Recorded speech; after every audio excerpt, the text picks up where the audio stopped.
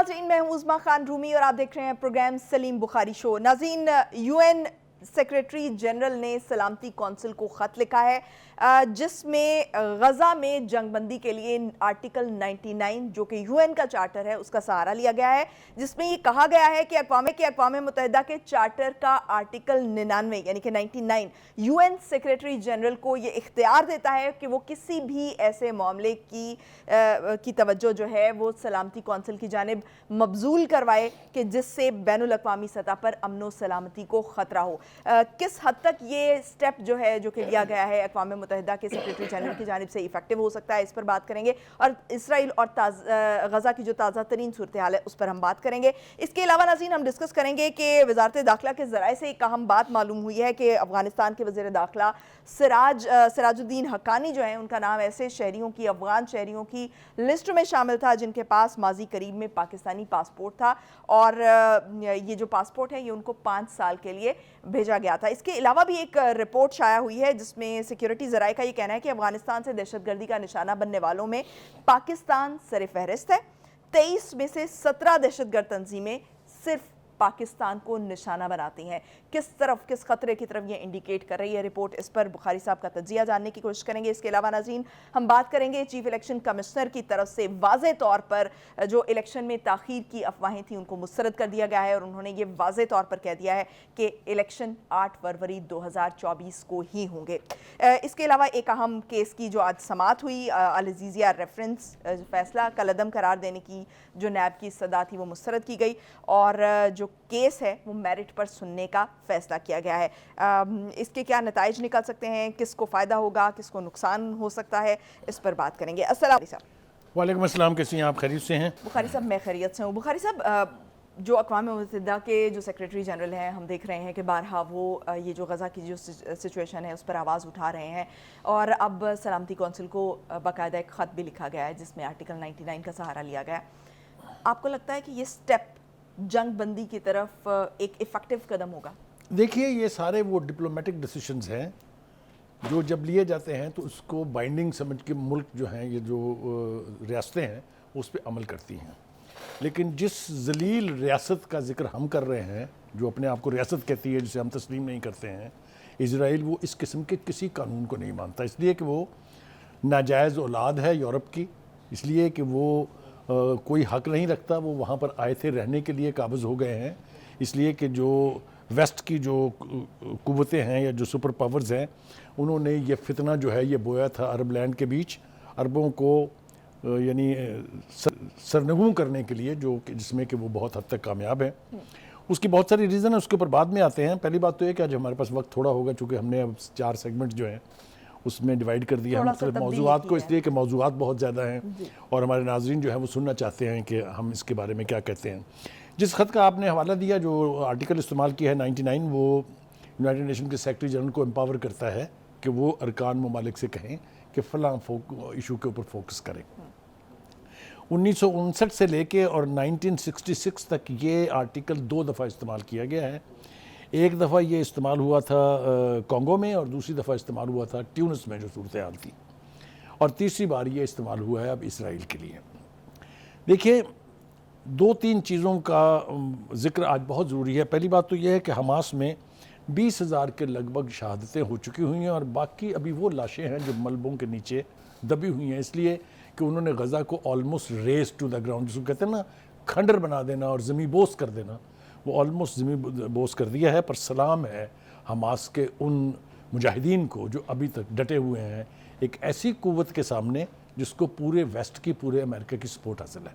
Anyway, having said that, जहाँ वो लाशें उठा के गिरिया उजारी करते होंगे, वहाँ साथ साथ वो मुस्लिम ममालिक और मुस्लिम कुव्वतों का, ख़ास तौर से वो कुव्वतें जो उस खित्ते में वाक़ हैं, उनका मातम भी करते होंगे कि ये इतनी खूंरेज़ी देख कर, इतना कत्लो गैरत गरी देख कर खामोशी जो है, ये मुजरमाना खामोशी हम कई बार कह चुके हैं। लेकिन मैं अब इस बात को पुरज़ोर तरीके से कहना चाहता हूँ और वार्न करना चाहता हूँ खित्ते की उन ममालिक को भी और मुस्लिम उम्मा को एज ए होल, कि अगर आपकी ये खामोशी जारी रही तो आप में से हर मुल्क के हुक्मरान को इसकी कीमत चुकानी पड़ेगी।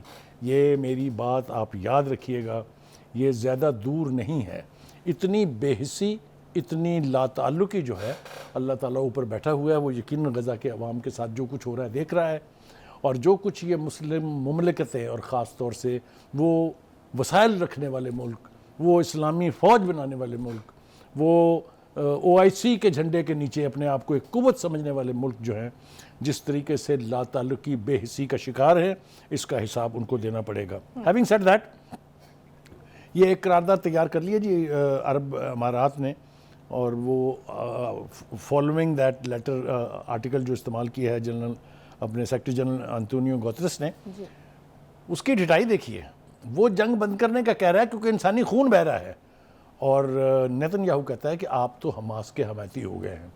میرا نہیں خیال کہ گوترس کو اس کے اوپر امبیرس ہونا چاہیے یا اس کا برا منانا چاہیے، اس کو بانگے دہل کہنا چاہیے کہ ہاں میں حماس کا حمایتی ہوں، اس لیے کہ آپ جو کچھ وہاں کر رہے ہیں وہ حماس نے کہیں نہیں کیا ہے، وہ آپ کے اسرائیل کے اندر کہیں کچھ نہیں ہوا ہے۔ اینی وے، تو بخاری صاحب، یہ جو ابھی مسلم ممالک کی بات کر رہے ہیں آپ کہ ان کو ایکشن لینا چاہیے، کل بھی آپ نے جو بات کی کہ پاکستان کو پریکٹیکلی جو ہے وہ اقدام کرنا چاہیے، جس کو عوام نے بہت سراہا اس بات کو، لیکن اگر ہم پریکٹیکلٹی کی بات کریں تو آپ کے خیال میں اس وقت جو مسلم ممالک ہیں وہ کہاں پر لیک کر رہے ہیں، اور کیا وجہ ہے، کیا بنیادی وجہ ہے کہ جس کی وجہ سے ان کی طرف سے اتنی سالڈ آواز نہیں آ پا رہی؟ میں نے آپ کو پہلے بھی ایک بار کہا تھا، میں اب اس کو وضاحت کے ساتھ کہنا چاہتا ہوں کہ چونکہ ان ممالک میں ان پاپولر رجیمز ہیں، کسی ووٹ کے ذریعے نہیں آئی ہیں، کسی عوام کی خواہش سے نہیں آئی ہیں، مسلط کی گئی ہیں ان کے اوپر، اور اکثر وہ حکومتیں ہیں جن کو امریکہ کی اور ویسٹ کی حمایت حاصل ہے، اس لیے ان سے یہ توقع کرنا کہ وہ مسلمانوں کے بہنے والے خون پر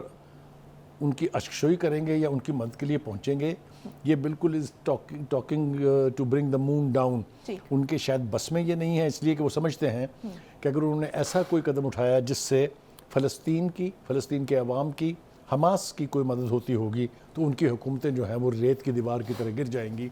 اس خطرے کے پیش نظر وہ آواز اٹھانے کے لیے ان کی تو آپ نے مجبوری بتا دی نا کہ ان پاپولر رجیمز ہیں، پاکستان کی کیا وہی وہ آپ نے ایک اور دکھتی رگ میری چھیڑ دی ہے، لہٰذا ہم اس کو دیکھتے ہیں کانٹیکسٹ میں۔ بانی پاکستان نے اسرائیل کو یورپ کا ناجائز بچہ قرار دیتے ہوئے 2 ریاستی حل کو مسترد کر دیا تھا۔ بانی کے اس سٹانس کے بعد میں سمجھتا ہوں کہ 2 ریاستی حل کی بات کرنے والا پاکستان دشمن ہے، قائد اعظم کا دشمن ہے، اس کی سوچ کا دشمن ہے۔ یہ میں بہت جرأت کے ساتھ اور بہت مجبوری کی حالت میں اس لیے کہہ رہا ہوں کہ یہ بات تو ہمارے حکمرانوں کو خود سے سمجھ آنی چاہیے کہ اسرائیل کا وجود جو ہے وہ ناقابل برداشت ہے۔ بخاری صاحب، بڑی اچھی بات جو قائد اعظم نے اس وقت ایک سٹینڈ لیا، اور اس وقت جو ہے وہ ایک، آپ میرا اشارہ سمجھ گئی ہیں میں نے کس کی طرف کہا ہے؟ ہمارے جو انٹرم پرائم منسٹر صاحب ہیں وہ 2 ریاستی حل کی بات کرتے ہیں، ان کو سوچنا چاہیے بولنے سے پہلے، ان کو غور کرنا چاہیے کہ لیگیسی کیا ہے، اسرائیل کر کیا رہا ہے اور ہم کہاں کریں۔ بخاری صاحب، میں اسی طرف بڑھ رہی تھی کہ جو قائد اعظم کا سٹینس اس وقت بڑا کلیئر تھا، لیکن اس کے بعد ہم نے دیکھا کہ اس کے بعد بھی 2 جنگیں لڑی گئیں یہ فلسطین والے ایشو پر، اور جس کے بعد جو ہے یہ پھر ایک دفعہ بات بڑی کامن ہو گئی کہ 2 ریاستی حل اس کا ایک سولوشن ہے، اور لیکن اس وقت بھی جو عرب ممالک ہیں ارد گرد کے وہ بھی اس پر راضی نہیں ہوئے، اور جو مسلم ممالک میں ایک سینٹیمنٹ تھا وہ بھی اس کے اگینسٹ تھا۔ لیکن آج تک اگر 2 ریاستی حل نہیں ہے تو پھر حل کیا ہے؟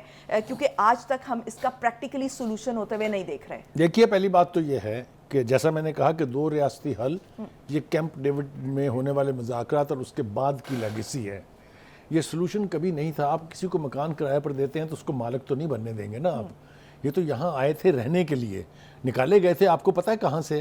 اب میں منہ کھولوں گا تو پھر یہ بات اور زیادہ بڑھ جائے گی۔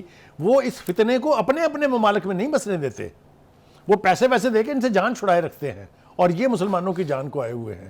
تو یہ ڈھٹائی، بے شرمی جو ہے اب ختم کرنے کا میرے خیال سے وقت آ گیا ہے، کیونکہ اگر امریکہ کی وجہ سے یا سپر پاورز کی وجہ سے ان کی حکومتیں نہ گریں تو ان کے اپنے عوام ان کی حکومتیں گرائیں گے۔ اس لیے میں کسی بغاوت کی دعوت نہیں دے رہا ہوں، لیکن اتنا خون، اتنی بے حسی کے ساتھ، اتنی بے دردی کے ساتھ اگر بہایا جا رہا ہو تو مظلوم کا خون جو ہے وہ اوپر جو جانے والی آواز ہے اس کی ریت سے بچنا چاہیے ان سب کو۔ ان کی ریت آئے گی اور یہ سزا بھگتیں گے، مجھے اس کے بارے میں کوئی ابہام نہیں ہے۔ 2-3 باتیں اس حوالے سے جلدی اور کرنا چاہتے ہیں، یہ ہے کہ نیتن یاہو صاحب کو ذرا تھوڑا سا یعنی لان تان کی ہے ان لوگوں نے جن کے قیدی ابھی حماس کے پاس ہیں، اور ان لوگوں نے بھی جو وہاں سے قید سے آزاد ہو کے آئے ہیں۔ انہوں نے بتایا ہے اس بے غیرت انسان کو کہ ہمارے ساتھ وہاں کیا رویہ اختیار کیا گیا تھا. ہم تمہاری بمباری کی زد میں تو تھے لیکن وہ حماس کے لوگ ہمارا تحفظ کر رہے تھے, وہ ہمارے ساتھ اپنوں کی طرح سے بہیو کر رہے تھے. میں نے کل بھی ان خطوں کی اور اس خاتون کے انٹرویو کی بات کی ہے, ویڈیوز بھی ہیں اس کے حوالے سے. دوسری طرف یہ کہ جب اس نے دفاع کرنے کی کوشش کی نیتن یاہو نے, تو ان لوگوں نے اس کو کہا بکواس بند کرو بے شرم انسان. یہ آوازیں اس کے اندر سے اٹھ رہی ہیں. میرے خیال سے ہمارے مسلمان حکمرانوں کو بھی سننا چاہیے کہ ان سے زیادہ غیرت مند تو وہاں کے وہ لوگ ہیں جو غزہ سے واپس آ کے اپنے پرائم منسٹر کو بتا رہے ہیں کہ یو شٹ اپ بے شرم آدمی. مگر ہمارے ہاں یعنی اس معاملے کو جو ہے وہ بہت سنجیدہ لیا جانا چاہیے.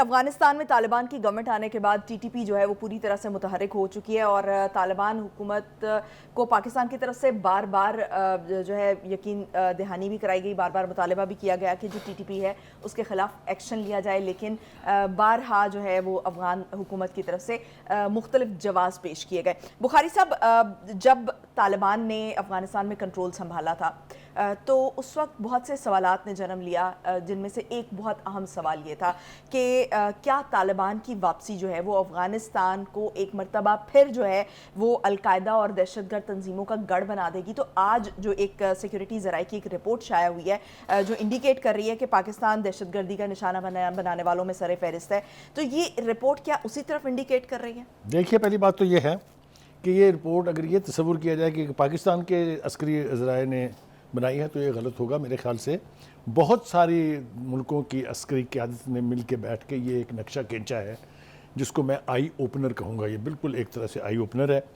دیکھیے, انفارچونیٹ بات یہ ہے کہ ہم نے کیا کیا افغانستان اور افغانستان کے لوگوں کے لیے اور وہاں امن کے لیے, اور ہمیں کیا نتائج بھگتنا پڑ رہے ہیں, ان دونوں میں کوئی چیز کامن نہیں ہے.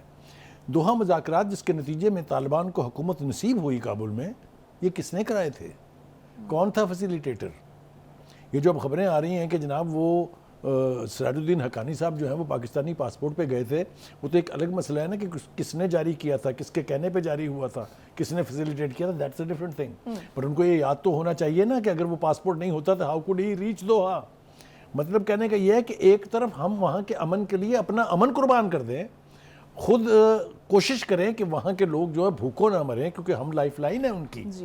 شاید خرد و نوش اگر یہاں سے جانا بند ہو جائے تو سسک پڑیں وہ ایک ہفتے میں, لیکن ہمیں اس کے لیے کیا انعام مل رہا ہے وہ آپ دیکھیے. یہ جو رپورٹس ہیں یہ بہت آئی اوپنر, جیسا کہ میں نے کہا, تفصیلات ذرا دیکھیے.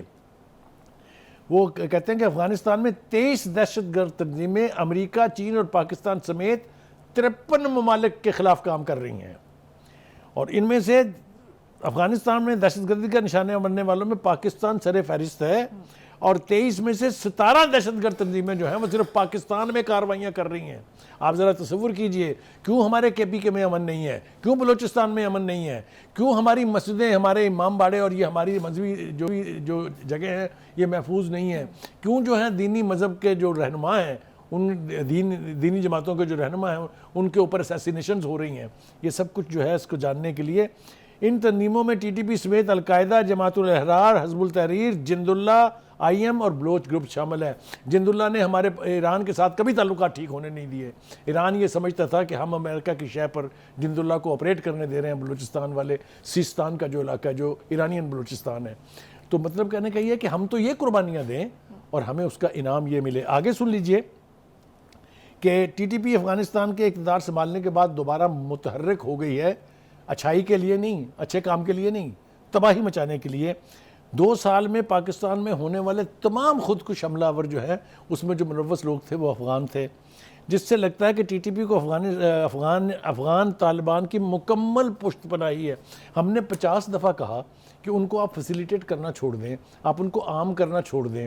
کسی غیر ملک کے اندر کیسے کوئی غیر ملکی شہری جو ہے, اگر وہ ہمارے لوگ ہیں, جو کابل گورنمنٹ ہمیشہ کہتی ہے کہ جی آپ کے لوگ ہیں لے جائیں آپ انہیں, ہم نے تو کہا تھا اسلحہ پھینک دیں, پاکستان کے آئین کے ساتھ اپنے آپ کو ایلیجنس شو کریں, آ جائیں جناب.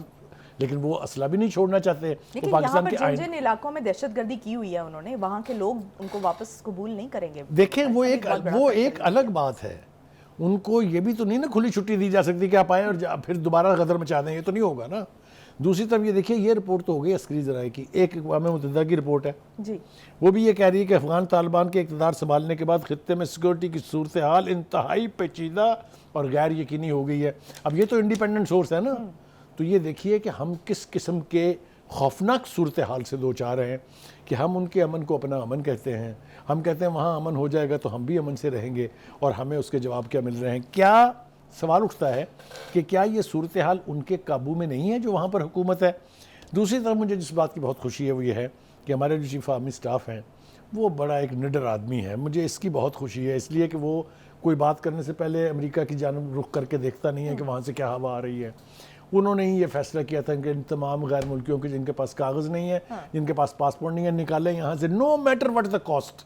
میں سمجھتا ہوں کہ this was the best decision in Pakistan. Bukhari صاحب اس حوالے سے 2 بڑے آپریشنز ہو چکے ہیں، ضرب عضب ہو چکا ہے، رد الفساد ہو چکا ہے، اور لیکن ان دونوں آپریشن کے نتیجے میں آپ کو معلوم ہے کہ صورتحال میں بہتری آئی تھی ایگزیکٹلی. لیکن اس کے بعد پھر ہم نے دیکھا کہ ابھی یہ جب طالبان کی گورنمنٹ آئی ہے تو اس کے بعد پاکستان نہیں، آپ اس میں سے ایک چیز کھا رہی ہیں. اس کے بعد یہ ہوا کہ یہاں پر حکومت بدل گئی اور مہاتما خان کی حکومت آ گئی، پھر وہاں فیسیلیٹیشن شروع ہوئی. بھول گئی آپ 400 سے زیادہ وہ لوگ جو قید بھگت رہے تھے، جو وہ دہشت گردی کی وارداتوں میں ملوث تھے، ان کو رہائی نہیں دی گئی پریزیڈنشل ڈکری پر. چل رہے تھے ایگزیکٹلی یہی ہوا. ٹھیک ہے. اس کے بعد جناب کسی نے کہا تھا یہاں پر کہ طالبان کے دفتر کھولیں آپ، کس کا نام پڑا تھا؟ طالبان خان صاحب. تو یہ جو پاسپورٹ جاری کرنا ہو گیا، اس قسم کی فیسیلیٹیشن ایک خاص دور میں ہوئی ہے اور اس نے صورتحال کو اور بھی گمبھیر بنا دیا ہے. تو بخاری صاحب پاکستان کے پاس اب کیا آپشن ہے؟ کیونکہ پہلے تو پاکستان یہ کہتا رہا ہے کہ بھئی آپ ہمارے جو ہے وہ آپ ان کے خلاف کوئی ایکشن لیں یا ان کو جو ہے وہ اسلحہ نہ دیں، ڈسارم کر دیں. تو لیکن اب پاکستان نے ایک کلیئر سٹینس لیا ہے کہ یہ ہمارے حوالے کر دیں. تو پاکستان کے پاس اب آپ کے ہمارے پاس جو آپشنز تھے ان میں سے ایک پر تو عمل شروع ہو گیا ہے کہ anybody who doesn't have valid documents should not be allowed to leave in Pakistan. Number 1. Number 2 یہ کہ جو پہلے 2 آپریشن ہوئے تھے اسی نوعیت کا ایک آپریشن اور چاہیے ٹو کلین دوز ایریاز جہاں پر ان کی کنسنٹریشن ہے یا ان کے سلیپر سیلز ہیں. تو اور تیسرا آپشن یہ ہے کہ ہمیں اس کے اوپر ڈیفینسو نہیں ہونا چاہیے. ہم اپنے ملک کی بقا کے لیے، ہم اپنے ملک کے امن کے لیے، ہم اپنے یعنی جو عوام ہے ان کی جان و مال کی شور کرنے کے لیے جتنے بھی خوفناک فیصلے کریں، میں ان فیصلہ کرنے والوں کے بھی ساتھ ہوں. اور میں چاہتا ہوں اور میری خواہش یہ ہے کہ ان فیصلوں کو لینے کے لیے کسی سے ڈرنے کی ضرورت نہیں ہے. نو ہیونز ول فال. کیا کر لیا ایران کا جی امریکہ نے اور پورے ویسٹ نے مخالفت کر کے؟ کیا ان کے خلاف سینکشن رجیم ایسی نہیں تھی کہ ایک قطرہ پانی کا باہر جا نہیں سکتا تھا، نہ اندر آ سکتا تھا؟ کیا کر لیا جی انہوں نے؟ They are close to now having a nuclear bomb. Don't you know that? تو مطلب کہنے کا یہ ہے کہ اگر آپ غیرت سے جینے کا ڈھنگ جان لیں تو پھر آپ کو کسی طرف دیکھنے کی ضرورت نہیں ہے. ہمارے ملک میں جب لوگوں نے غیر ملکی خواہشات کا احترام کیا ہے، اپنا نقصان کیا ہے. تو بخاری صاحب آپ نے انڈیکیٹ کیا ویسے تو کہ ایک خاص دور میں یہ اس طرح کے فیصلے ہوئے جب طالبان کے ساتھ مذاکرات کیے جانے چاہیے یا TTP کے ساتھ جو ہے مذاکرات کیے جانے چاہیے اور اس مسئلے کے حل کی طرف جانا چاہیے، کیونکہ ایک مستقل سولوشن اس وقت کی گورنمنٹ کو یہ لگ رہا تھا اور اس وقت کی اسٹیبلشمنٹ کو بھی.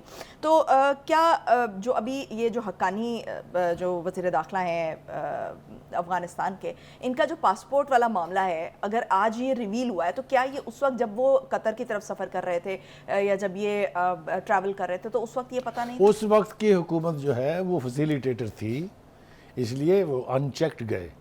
کوئی چیک کر نہیں سکتا تھا ان کو. میں نے جو جملہ کہا تھا وہ آپ نے شاید غور نہیں کیا کہ پتہ چلنا چاہیے کس کے کہنے پہ پاسپورٹ ایشو ہوا، کس نے پاسپورٹ ایشو کیا. وہ 2 بندے پکڑ کے اس معاملے کو حشب کرنے سے کچھ نہیں ہوگا. ایک ملک کے یعنی اتنے بڑے آدمی کو جو وانٹیڈ لسٹ میں ٹاپ پر ہو پاسپورٹ جاری کرنا is not an officers decision. یہ کہاں سے آیا ہوگا وہ ہمیں معلوم ہے. Last but not the least میرے خیال سے ایک بات اور ضرور کہنی چاہیے. اب وقت آ گیا ہے ہمیں اپنی سروائیول کے لیے، ہمیں اپنی بقا کے لیے دوسری طرف دیکھنا چھوڑ کے اپنے فیصلے خود کرنے کی روش ڈالنی چاہیے. اگر ہم نے یہ نہ کیا تو میرے منہ میں خاک، انفارچونیٹلی ہماری داستان تک بھی نہ ہوگی، داستان ہوگی. ہمیں انڈیپینڈنٹلی فیصلے کرنے ہوں گے اور ملکی سلامتی کو جو ہے وہ سب سے پہلے رکھنا ہوگا. بخاری صاحب جو چیف الیکشن کمشنر ہیں اب تو ان کی سٹیٹمنٹ بھی آ گئی ہے. جتنی تاخیر کی باتیں کی جا رہی تھیں، جتنی افواہیں سرگرم تھیں کہ الیکشنز جو ہیں وہ نہیں ہونے جا رہے، اب تو بڑا کلیئرلی چیف الیکشن کمشنر کی طرف سے بھی کہہ دیا گیا ہے کہ ہر صورت میں جو ہے وہ 8 فروری 2024 کو الیکشنز ہونے جا رہے ہیں. دیکھیے میرے خیال سے اگر ہم تھوڑا سا پیچھے چلیں تو جب سپریم کورٹ کے اندر ہیئرنگ ہو رہی تھی الیکشن کے حوالے سے, جی اور جب اٹارنی جنرل نے کہا تھا کہ جی الیکشن کمیشن نے اب اعلان کر دیا 8 فروری کو ہوں گے اور 8 فروری کو حکومت ہر صورت میں الیکشن کرائے گی, تو چیف جسٹس نے کہا تھا کہ پھر اس کو پتھر پر لکیر سمجھیں. اس دن میں نے یہ مان لیا تھا کہ الیکشن 8 فروری کو ہوں گے. اب 8 فروری کے الیکشن کے بارے میں ابہام کس کو تھا؟ سب سے بڑا زیادہ ابہام جو ہے وہ پی ٹی آئی کو تھا, اس لیے کہ اگر آپ اندر کی بات مجھ سے پوچھیں تو پی ٹی آئی نہیں چاہتی کہ ابھی انتخاب ہوں جب تک کہ مہاتما خان کی قسمت کا فیصلہ نہ ہو جائے. دوسری بات یہ کہ ہم نے سنا کہ نون لیگ کی طرف سے بھی کچھ ایسے اشارے ملے, تو پیپلز پارٹی نے بھی کہا لیول پلینگ فیلڈ نہیں مل رہی, نون لیگ نے بھی کہا بھی لیول پلینگ فیلڈ کا مطلب کیا ہے کہ آپ کو گھر بیٹھے الیکشن جتوا دیں. الیکشن کرانے کے لیے کوئی اس میں تاخیر کرنے کے لیے کوئی جواز ویلڈ نہیں ہے. میں آپ کو مثال دیتا ہوں, بہت زیادہ پرانی مثال نہیں ہے. ایران میں پارلیمنٹ کی بلڈنگ بم سے اڑا دی گئی تھی, 70 کے قریب ایم پیز جو ہیں وفات پا کے عین مقررہ وقت پر, یعنی ود ان 30 days الیکشن دوبارہ ہو گئے تھے. تو اگر نیت ہو الیکشن کرانے کی تو کوئی ہرڈل نہیں ہے. یہ جو کہا گیا تھا مولانا فضل الرحمان صاحب بہت ہمارے لیے قابل احترام ہے, ان کا جو سردی بہت ہوتی ہے, تو سردی تو دسمبر میں بہت زیادہ ہوتی ہے, فروری میں تو پھر کچھ تھوڑے سے کھلے دن آ جاتے ہیں نا. تو مطلب کہنے کا یہ ہے کہ یہ جو کوششیں تھیں الیکشن میں تاخیر کی, ان کو بھی اب چپ لگ گئی ہے. اور راجہ سکندر صاحب جو ہیں, سلطان سکندر صاحب, انہوں نے تو الٹیمیٹ شٹ اپ کال دے دی ہے کہ بھائی صاحب تیاری کریں, کوئی جواز نہیں ہے آپ کے پاس الیکشن کو ملتوی کرنے کا, نہ ہماری یہ انٹینشنز ہیں. انہوں نے فنڈز بھی مہیا کرا لیے ہیں, انہوں نے خط بھی لکھ دیا ہے لا انفورسرز کو انکلوڈنگ آرمی کو کہ ہمیں اتنے بندے چاہیے, 3 لاکھ بندے چاہیے ہمیں ڈیوٹی کے لیے. انہوں نے آر اوز اور ڈی او آر اوز بھی مانگ لیے ہیں. تو الیکشن کمیشن کو آپ بلیم نہیں کر سکتے کہ وہ الیکشن میں تاخیر چاہتا ہے. وہ کیوں چاہیں گے تاخیر؟ ان کے لیے تو الیکشن کرانا ہی کریڈیبلٹی کی بات ہے. ہماری سیاسی جماعتوں میں اگر یہ سوچ ہے تو اس کو اب ایک طرف رکھ دینا چاہیے, کیونکہ اب زیادہ وقت نہیں ہے. یہ میں مانتا ہوں رانا ثناء اللہ صاحب نے آج کہا کہ الیکشن ایکٹیویٹی اس وقت شروع ہوتی ہے جب الیکشن شیڈول آ جاتا ہے. جی اس کی طرف بھی چیف الیکشن کمشنر نے آج اشارہ کیا ہے کہ وہ بھی چند دن میں آیا لیں. وہ آ جائے گا تو ایکٹیویٹی بھی شروع ہو جائے گی اور الیکشن کا ماحول جو ہے وہ اس ملک میں بن جائے گا. کسی صورت بھی الیکٹرل پروسیس کو میں رکاوٹ نہیں ڈالنی چاہیے, اس کو تاخیر کا باعث نہیں بننے دینا چاہیے. مجھے مکمل طور پر فیتھ ہے کہ نہ الیکشن کمیشن چاہتا ہے کہ الیکشن میں تاخیر ہو, نہ سپریم کورٹ چاہتی ہے. تو یہ پارٹیوں کی خواہش کرنے سے میرا نہیں خیال کہ الیکشن ملتوی ہوں گے. الیکشن اب ہو جانے چاہیے تاکہ وہ جو سفر جس کا آغاز پہلے ہی بہت تاخیر ہو چکی ہے, وہ ترقی کی طرف کا سفر جو ہے وہ شروع ہو اور ہم ان تمام مسائل سے اپنی جان بچا سکیں جس کا ہمیں آج سامنا ہے. ٹھیک. پی ٹی آئی کی طرف سے مختلف اوقات میں مختلف قسم کی باتیں کی جاتی رہی ہیں. بابر روان صاحب آج بولے ہیں کہ انہوں نے کہا ہے کہ جی ہمارے جو مہاتما ہیں انہوں نے کہا ہے کہ ہر سیٹ کے اوپر ہم الیکشن لڑیں گے. وہ الیکشن کیسے لڑیں گے, وہ یہ جو باتیں ہم سن رہے ہیں کہ زیادہ تر ٹکٹیں وکلا کو دی جائیں گی, ان کی ہوم کانسٹیٹوئنسیز کہاں ہیں, لوگ ان کو کیسے پہچانے اور افیلیٹ کریں گے ان کے ساتھ, یہ سارے سوالیہ نشان ہیں. صاحب ایک وقت ایسا تھا کہ جب ضمنی الیکشن میں جتنی بھی سیٹیں تھیں اس وقت جن پر الیکشنز ہونے تھے اس میں خان صاحب خود کھڑے ہو گئے تھے. جی وہ کراچی کی سیٹ سے بھی کھڑے ہوئے تھے, وہاں ہار گئے تھے وہ, اور باقی 6 سیٹوں کے اوپر وہ جیت تو ضرور گئے تھے. بٹ جو ملک کی اتنی سیٹیں ہیں 342 کے قریب نیشنل اسمبلی کی ہیں, 1100 کے قریب پروونشل, ہر جگہ تو خان صاحب نہیں کھڑے ہو سکتے نا. تو رکھنی تو ایک ہی سیٹ ہوتی ہے نا, رکھنی ایک سیٹ کے علاوہ آپ افورڈ نہیں کر سکتے یہ. دوسری بات یہ کہ آپ کے پاس اب پولیٹیکل ایلیمنٹ جو ہے وہ بہت محدود رہ گیا ہے. اسی لیے تو وکلا کو ٹکٹیں دینے کی بات ہو رہی ہے کہ ٹکٹیں پہ دیں گے کس کو. سیاسی ایلیمنٹس جو ہیں وہ تو یا چھوڑ کے چلے گئے ہیں, یا مفرور ہیں, یا جیلوں میں ہیں. مقدمات تو انہوں نے بھگت رہے ہیں, یہ تو کوئی ان کو بچا نہیں سکتا اس سے. جو بھی فیٹ ہو ممکن ہے بری ہو جائیں, اور بری ہو جانا چاہیے, ہماری خواہش ہے. لیکن جو 9 مئی کا بوجھ ہے وہ اٹھانے کے لیے پتہ بھی چاہیے, دل گردہ بھی چاہیے. جنہوں نے وہ سب کچھ کیا تھا انہوں نے ضرور یہ سوچا ہوگا کہ اگر ہماری پکڑ ہوئی تو کیا ہوگا. اگر انہوں نے نہیں سوچا تو وہ احمق تھے, اب ان کو بھگتنا پڑ رہا ہے. تو 9 مئی کی لیگیسی کو آپ ایک طرف رکھ دیں, باقی کوئی جواز الیکشن ملتوی کرنے کا ویلڈ نہیں ہے, اور نہ ہی کسی سیاسی جماعت کو یہ خواہش کرنی چاہیے کہ الیکشن میں تاخیر ہو. ٹھیک ہے. بخاری صاحب, اب تو ایک گلے کا پھندا رہ گیا نواز شریف کا, جو ایک ہی کیس رہ گیا ہے. تو نیب اور کورٹ کے درمیان جو ابھی جو کچھ چل رہا ہے، کیا فیٹ دیکھتے ہیں؟ اونٹ کس کروٹ بیٹھے گا؟ یہ کیا فورسی کر رہے ہیں؟ گلے کے پھندے کے بجائے گلے کا ہار اگر ہم کہہ لیں تو وہ زیادہ مناسب ہے، اس لیے کہ یہ اس طرح کا کرمنل کیس نہیں ہے تو منی لانڈرنگ کے حوالے سے دیکھیے جو کچھ ہو رہا ہے عدالت میں اس کو ہم سم اپ کر لیتے ہیں مختصراً. ایک بات تو یہ ہے کہ اس سے پہلے کہ ہم اس کیس کی بات کریں، بھٹو صاحب کا جو کیس ہے، جو ریفرنس تھا ان کا پریزیڈنشیل ریفرنس، جس کا کل ہم نے ذکر جس کیا کا تھا، ہم نے کل تفصیل سے ذکر کیا تھا، اس کو 12 دسمبر کو سپریم کورٹ کا ایک لارجر بینچ فیصلہ سنایا تھا 4-3-7 ججوں نے، اور یہ لارجر بینچ ہے 9 ججز کا، یہ سنے گا تو یہ بھی ایک تاریخی فیصلہ ہوگا. اس کا تذکرہ بہت ضروری تھا کہ ڈیٹ لگ گئی ہے. آ جائیے جناب اس کیس کے اوپر. اس کو بھی بخاری صاحب آن کیمرہ نہیں ہونا چاہیے؟ ہم نے کل مطالبہ کیا تھا کہ اس کو بھی آن کیمرہ کر دیں تاکہ لوگوں کو پتہ چلے کہ کیسے ایک اتنے بڑے عظیم لیڈر کو اس وقت کے یعنی جو بھی کار و مختار تھے انہوں نے کس طریقے سے اسے موت کی گھاٹ اتار دیا. اینی وے یہ جو کیس اب آخری رہ گیا ہے نواز شریف کے اوپر، اس کے بارے میں نیب نے ایک درخواست دی تھی کہ جناب یہ کیس آپ ہمیں واپس بھیج دیں. جی، مطلب ان کا یہ تھا کہ اپنی غلطیاں شلطیاں ٹھیک ٹھوک کر کے تو ہم خود ہی کیوں نہ بری کر دیں نواز شریف صاحب کو. تو کورٹ نے کہا نہیں جناب، ہم جو اپیل ہے اس کے میرٹس کو دیکھیں گے اور پھر اس کے بعد ہم فیصلہ کریں گے. لگ یہی رہا ہے کہ یہ آخری پھندا ثابت ہوگا، اور یقینی طور پر اس میں نواز شریف صاحب کو ریلیف ملنے کے امکانات اس لیے ہیں کہ کیس کے میرٹس جو ہیں وہ بہت ویک ہیں. ہم اس سے آگے نہیں جانا چاہتے کیونکہ معاملہ کورٹ کے اندر ہے تو کورٹ کو ہی فیصلہ کرنے دیں. بہرحال رانا ثناء اللہ نے یہ کہا ہے کہ یہ کیس ختم ہوگا اور نواز شریف صاحب ایک بار پھر سرخرو ہوں گے. وہ ان کی پارٹی کے لیڈر ہیں، لہٰذا ہمیں سمجھ آتی ہے. موقع کا فائدہ اٹھاتے ہوئے، ٹائم ہمارے پاس بہت کم ہے، بلاول صاحب نے آج ایک بڑی دھوم دھام سے تقریر فرمائی ہے اور اس میں کہا ہے کہ گیٹ نمبر 4 کی سیاست نہیں آتی، صرف عوام پر بھروسہ کرنا ہوتا ہے. پھر انہوں نے کہا کہ میں گالم گلوچ ٹک ٹاک کی سیاست نہیں آتی، یہ گیٹ نمبر 4 کی سیاست ہے. لیکن ان کے مخالفین جو ہیں وہ ان کو کچھ یاد دہانی کرانا چاہتے ہیں کہ جب بینظیر صاحبہ ایگزائل میں تھیں لاسٹ ٹائم اور واپس آئی تھی تو مشرف صاحب کا این آر او جو ہے وہ ساری دنیا کی زبان زد عام ہے. لوگ سمجھتے ہیں کہ اس میں ریلیف ملا تھا. 4,500 سے زیادہ پی پی پی کے لوگ جو تھے ان کو اس کا فائدہ پہنچا تھا. تو یہ گیٹ نمبر 4 جو ہے، یہ جس بھی حکومت کو دیکھیں آپ اٹھا کے، جس بھی پارٹی کو دیکھیں آپ، کہیں نہ کہیں ان کا تعلق گیٹ نمبر 4 سے ہے. بس ایک بندہ جو ہے اس کو میں کریڈٹ دینا چاہتا ہوں، اس کا نام ہے شیخ رشید، جو کھل کھلا کے کہتا تھا میں تو گیٹ نمبر 4 کی سیاست کرتا ہوں. ہیونگ سیڈ دس، یہ کیس جو ہے یہ میرے خیال سے بہت زیادہ لمبا نہیں چلے گا. اگلی پیشی پر نہ صحیح تو اس سے اگلی پیشی پر، یہ بھی 12 دسمبر کے لیے فکس کیا ہوا ہے. تو ہم توقع کرتے ہیں کہ انصاف ہونا چاہیے. ہم بالکل کسی کے حق میں نہیں ہیں، کسی کی فیور میں نہیں ہیں. اگر انہوں نے کچھ جرم کیا ہے تو اس کی سزا ملنی چاہیے، اور اگر نہیں کیا ہے تو ان کو سرخرو ہونا چاہیے. یہ ان کا حق ہے ایز اے پاکستانی. تو ہم صرف اس وقت بیٹھ کے یہی کہہ سکتے ہیں کہ کیس کے میرٹس جو ہیں ان کی بنیاد کے اوپر فیصلہ ہونا چاہیے کیس کا.